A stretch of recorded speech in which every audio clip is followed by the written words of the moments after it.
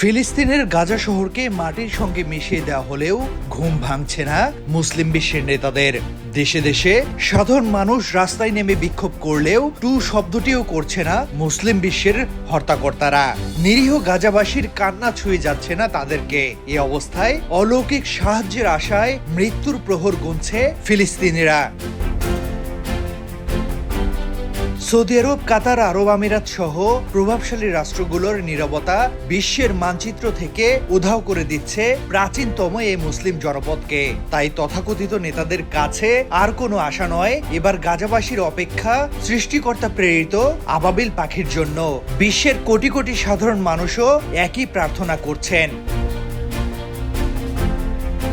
ইসলামের ইতিহাসের বিশেষ জায়গা জুড়ে আছে আবাবিল পাখির কথা। কোরআনেও এই ঘটনার কথা বলেছেন আল্লাহ তাআলা।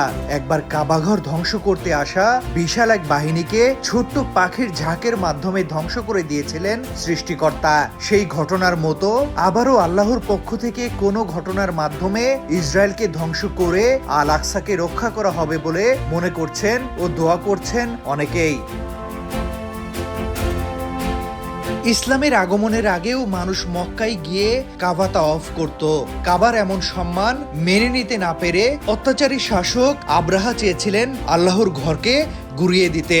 60,000 সৈন্য আর হাতির বিশাল বাহিনীকে বাধা দেওয়ার কোনো উপায় মক্কাবাসীর ছিল না। কাবাঘর রক্ষায় আল্লাহর উপর ভরসা করেছিলেন তারা। কিছুক্ষণ পরেই সমুদ্রের দিক থেকে উড়ে আসা ঝাঁকে ঝাঁকে পাখি আবরার সেনাদের উপর পাথর কণা নিক্ষেপ করতে থাকে।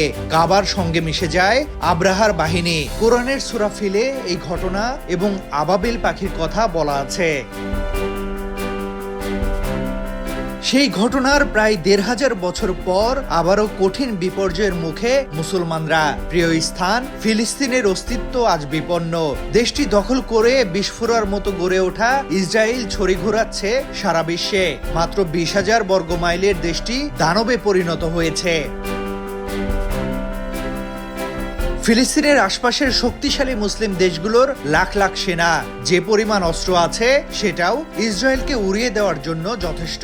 কিন্তু মুসলিম এই পরাশক্তিগুলো ইসরায়েল ও তার মিত্রদের কাছে নতজানু।